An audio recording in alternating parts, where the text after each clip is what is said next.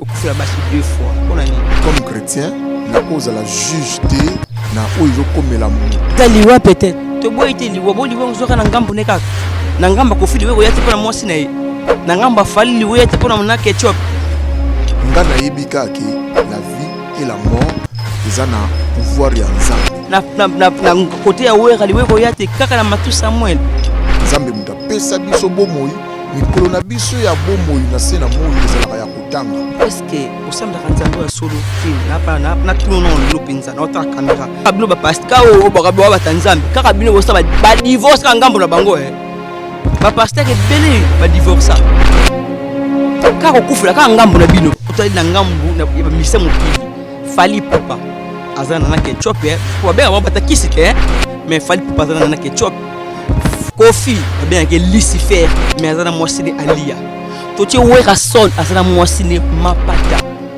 o butu to ba ba yebi nzambe te pourquoi ka frère na biso Matu Samuel o yebi nzambe o ya saila kanzambe comme mo konjipe mo bikisi na ye pourquoi ka ye Bote na beno bote ya bana Congo na Congo yasibu motombo Congo teke TV yasibu motombo bana nyoso ya Congo bote na beno luta na emission mbote mingi bandeko balandi ya Congo na biso check TV ya yemoko sibu mutombo oyo apesi biso occasion to monana na bino lisusu donc eza pona yende bozomona Karine Massimo na présentation ya émission na biso ya lelo vraiment la pesi bino mbote mingi na ko rappeler bino que RDC ou soit ba musicien chrétien baza bongo na deuil baza na deuil bauti ko bungisa mwasi na bango mwasi ya frère Matu Samuel autai kotika biso lobby na 4h du matin soto ko koloba lelo na 4h du matin vraiment tozana kubanga pe tozana passe na motema mingi pona komona ndeko mama na biso mama Kapi ndenge auti kozongisa molimo na e et puis batu bazolo ba mingi na nzela batu bazolo ba pourquoi kaka frère Matu Samuel pourquoi kaka il faut kaka frère Matu lisusu akufela mwasi et comme koma habitude parce que frère Deningonde frère na biso Deningonde yepe aza kaka na le même makamu oya kokufela ka basi batu bazomi tuna pona nini kaka ba musicien chrétien il faut ba kufela ka basi na bango tandis que ba musicien oto yebi ya mokili nde to benga bango ba diable ba diabolo bango depuis to yeba bona ba basi na bango ti lelo bazala kaka na ba basi na bango to yebi bango na. Merci beaucoup na ndeko Jerry Kobetox na réalisation wana nazana ndeko na biso papa Gauthier business na ndeko Blandine Bendo ensemble na bango nde tokomeka kosolo na bino lisusu mais nazozonga na régie ba pesa biso transition pona zonga na kotisa bandeko na biso bongo boyoka nini tokoloba. Merci beaucoup na réalisation na biso na ndeko Jerry Kobetox wana nazo pesa bongo micro nanga nazo banana ndeko papa o tozani na plateau ya Gauthier business. Bonjour ya Gauthier. Bonjour, merci mo Karine ndeka tolobaka de longue jambe bombe moi c'est bio et puis mbote na bandeko nyoso Congo check ya papa Sibu Mutombo na bandeko nyoso ba ko sepela ne ba ko partager ba vidéo na ndenge ba ko s'abonner déjà bonjour na bandeko nyoso. Bonjour na bandeko nyoso ndenge lobi ya Gauthier na ebongo et pas Blandine Bendo. Bonjour Blandine. Ah bonjour Karine Massimo pour nous rebondir na pesino moya propre Jerry Kamiende Kobetox de cette boma bango hein pour ngamo général et tumba Bendo na zasi ko boyi bango ngamo ko ya place wana mwana mama na ngai Fortuna vrai chéri muto ta fiston la cible Jerry dienga na Londres mondo ye Blandine Basele bio moi c'est ça hydroquinone. Merci beaucoup na ndeko Bendo ya Gauthier na bandi boyebi likambo oya munene utiko komela biso na mukola lelo ndenge biso nyoso toyebike ndeko Matu Samuel auti susu ko bungisa mwasi na ye pour la deuxième fois pona yo olobi nini. Bon ya liboso na kolobezana nous présenter ba condoléances na kulutu ndeko Matu Samuel ba condoléances pe na famille à moi si maman Kapinga je pense na présenté ba condoléances na bango, na présenté ba condoléances na Congo mobimba parce que Matou Samuel aza ndeko ya Congo o ezui Matou Samuel ezui pratiquement bandeko né ya Congo. Voilà, na présenté ba condoléances et puis eza passe ningo bandeko koloba wana na landi na introduction na yo bandeko mususu bazoloba pona nini kaka na ngambu wana pona nini na ngambo mususu te bon ça mo baza ba chrétien liwa nabo moi eza mystère ya Nzambe muta kokufa eza kaka na ngambo ya chrétien to na ngambo ya ngambo ya ba médecin ya mukilité ba misia mukilité muta kokufa ndenge Nzambe aponi pe mokolo Nzambe akanaki pona donc tokosala ngo vraiment débattre no mona pona nini te tokosala débattre na ba niveau wana. Parce que bandeko bazolo bananzela mais ba musicien mondaine o biso nyoso toyebi basalelaka bakisi basalelaka boye bazongisa boye depuis toyeba baona babasi na bango nanu mutu moko akufela mwasi te. Papa Pepe Kale akenda atika biso na mwasi ne auti kotika biso après bambula ebele. Pourquoi kaka bango ba musicien chrétien il faut bakufela eza problème ni kasi kaka nde baloba te soki na ngambu ya ba musicien ya bon ba musicien kaka na ngambu sunde poto distinguer kaka menga na mo basala ka musique na ngambu wana ya batutu benga ba musicien mukili soki neveu na ya kufi soki nièce nya kufi baloba nini alekisi moni mais na ngambu koto to kaka te neveu to nièce kufi et puis loba mabongo po kaka ba yebani po kaka baza ba star mais soki chrétien normal fidèle à kufeli baloba ngote mais parce que on Matou Samuel parce que que c'est pour la deuxième fois azo kufela moi si ngana mo na ngeza likamte parce que balobi te ki yemta bomi mbali moi si nemi babika azo kufela mais mi ebele bandana mi balé à côté mais omoni moi si pas ces années tant to balanaka pour tout cheminer ensemble tout vivre ensemble tout lalaka ensemble tout partager un moment difficile comme ya malamu ensemble siko moni tokoma lokola bible lobi tokomi mutu moko siko chaque fois que na kufeli moko na ngalela kwa parti moko ekei c'est très douloureux ya moni batu bazolo basiko abali sous deuxième fois akufeli c'est comme système ya gote wana tokie pa ndeko Blandine to kama kanisina Blandine na bisobendo ndenge bandeko bazoloba kaka ba musicien chrétien pona ni bakufela basi et ba musicien mondaine bazokufela basi na bango te ezani pona yo pona ngana na bon Samuel loko moko ndo ba musicien chrétien ba musicien mondaine bakota ka studio moko wana ka bato babetela bango guitare ka babetela koto donc ezaka basala ka be chance dans maloba koto bazoyimbela mwasi koto bazoyimbela Nzambe mais en tout cas mes condoléances na frère nani c'est comme frère Matou Samuel mais a passé okufela basi 2 fois pona nini ezaliwa peut-être to boye te liwa bo liwa ngozoka na ngambo ne kaka na ngamba kofili weko yate pona mwasi na ye na ngamba fali liwe yate pona mona ketchup na côté ya wera liweko yate kaka na Matou Samuel amitala non bien est-ce que Matou Samuel en comme ko limbi sangai nazo ba bete bo limbi sangai est-ce que au semble ka Nzambe wa solo c'est normal te kaka bino ba pasteur o ba Nzambe kaka bino bo sa ba divorce ka ngambo na bango ba pasteur ke belé ba divorce kaka kufela ka ngambo na bino na ba chanter boto divorcer chanter en temps combo te po boyebi a divorcer na mwasi na ye mari pasteur moko quelqu'un apesa ke conseil ba bongisa ba sa ko ba bongisa ki mais tellement frère on a yembela ka Nzambe ka na poste ja boya mwasi ona aboye po il makama be izaka côté na bino pona nini soit disant ba chrétien. Vraiment désolé pour la Blandine Bendo et là je profite de l'occasion de saluer de Yemoko docteur Pichou Makaya, le docteur Pichou Makaya de Londres, veut dire que Inimak ndeko oyo atia mayele na atia bozwi na ye pona bana mboka baba ki sa implice na mutu na bango bazwa mayele. Donc totali le maglo kuna le magléon eza kuna na mata di flat hotel ya bien ndeko oyo il faut gouvernement etela ye maboko na musala zo sala po abakisa lisusu makanisi na ye o azanango ya gote business ndenge ndeko Blandine na lobby pourquoi kaka il faut za frère Matou il faut mitala. Bon nga na Biblia lobby nanga comme chrétien na cause la juge te na oyo komela mutu nga na yebika ke la vie et la mort eza na pouvoir ya nzambe. Nzambe muta pesa biso bomoi, mikolo na biso ya bomoi na se na moi ezalaka ya kotanga. Mais aussi son ton pouvoir de la langue de balobaka, non? Peut-être ceux qui font matou, à mon avis, moi, c'est ok, na rokufa. Pourquoi ne pas aïbisa nzambe, Seigneur, oh, il comme la deuxième fois, et comme ebele. Sunganga imona moi si o akendete. Pour la ni te fois matou, atiki, que lelo, allez la lisu moi sinai.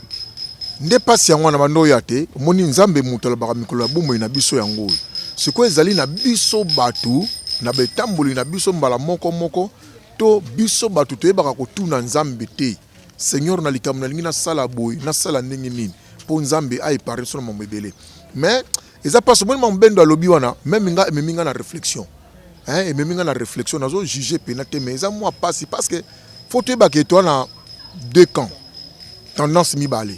Les uns balobaka bango basali la zabolo bango bato bakisi bango bato ba sacrifice bango bato babanga nzambe te mais na ko tellement mbemba lobenda lobi sans pour autant na côté la moi mingi mais fait réfléchir nga poni ni kaka na ngambo de ba mabongo zokoba na ngambo na biso ba chrétien c'est à nous maintenant chrétiens bato ba des missions oyo to comprendre ndenge nini tozo mema makambo ya nzambe parce que to mone ka lobi wana so za ki muta ko sambela akoba pe c'est que kuna pe malungi ya nangote na kina ngabo au moins que tu peux perdre un mot.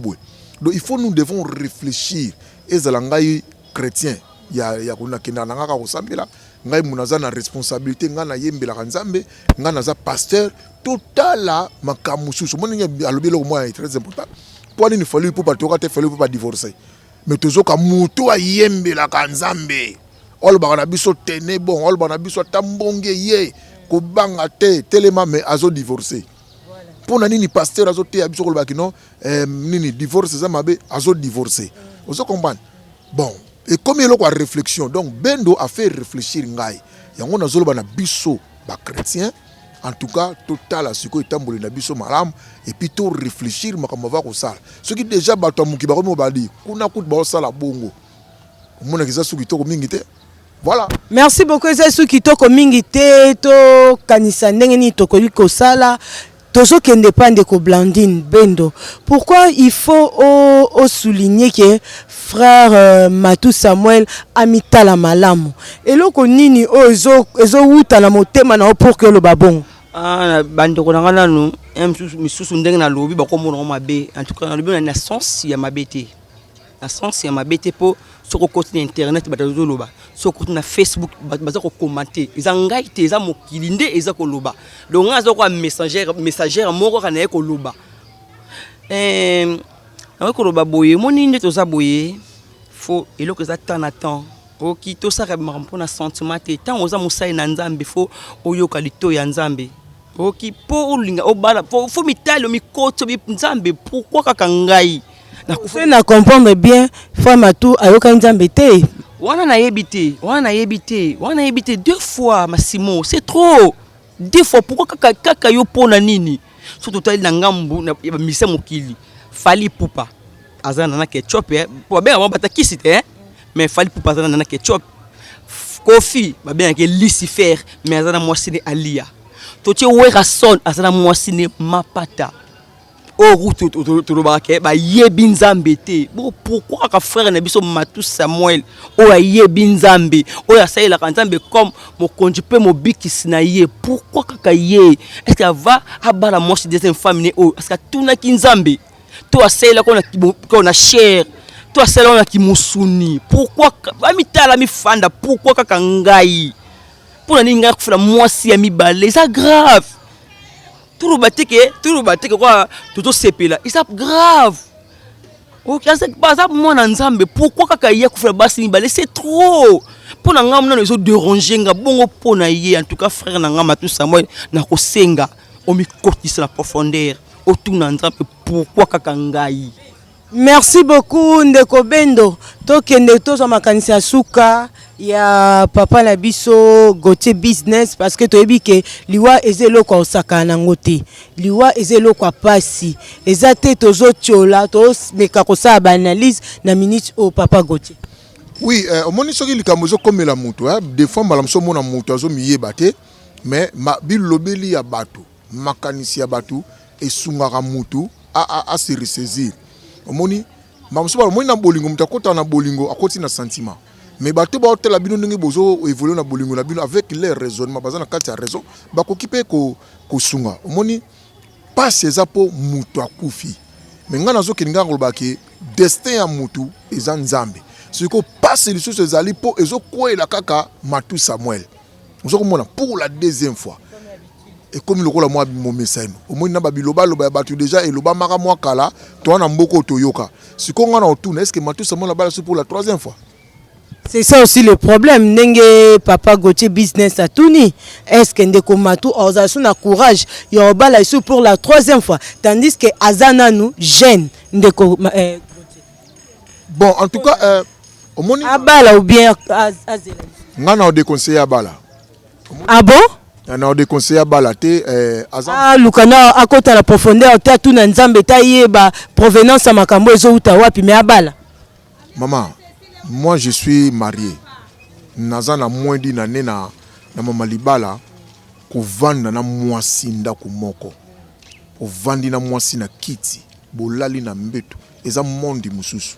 Yango Bible lobi vaut mieux deux que un. Na yebisio. C'est-à-dire que ko perdre mwasi eza otikali ne loko moko na kati na yo vino mombatio ke ne ko kufa.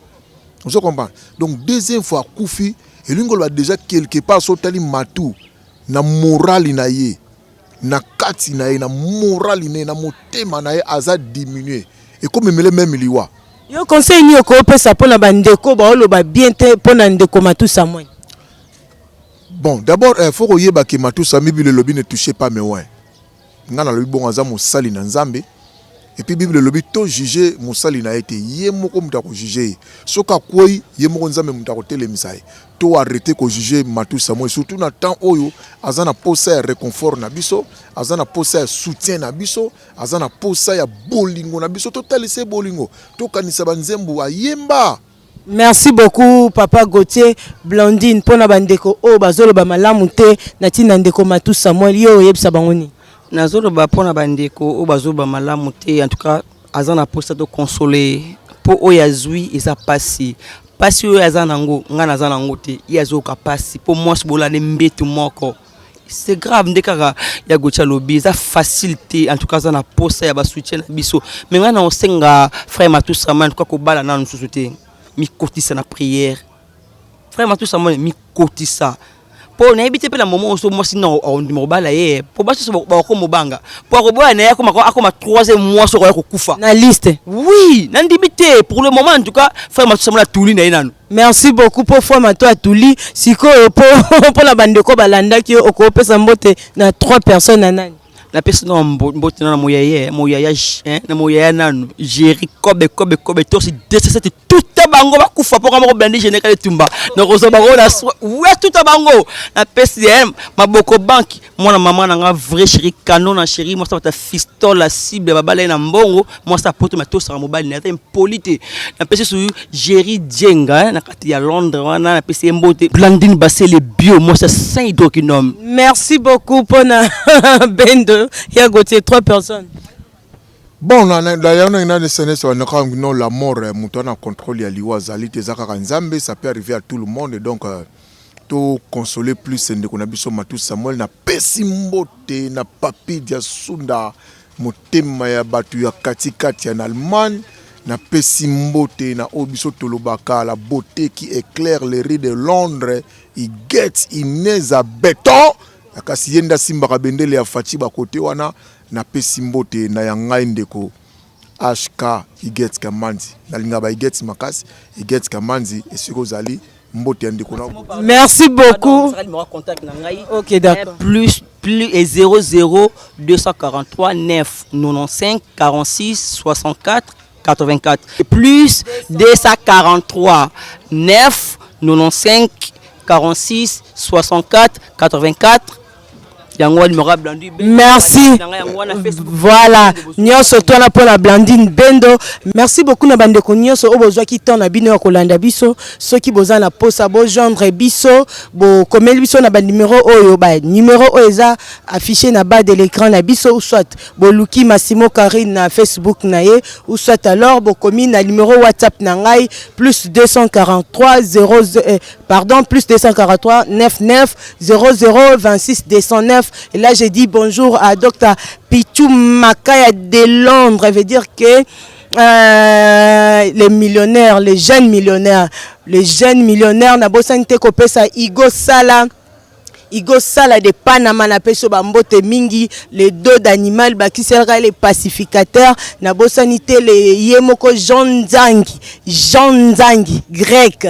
Donc le millionnaire Massimo a entouré des millionnaires balobako na Congo toana ba millionnaire en tout cas veut dire que ma trop au revoir pour la binonyo so bolanda kibiso à la prochaine.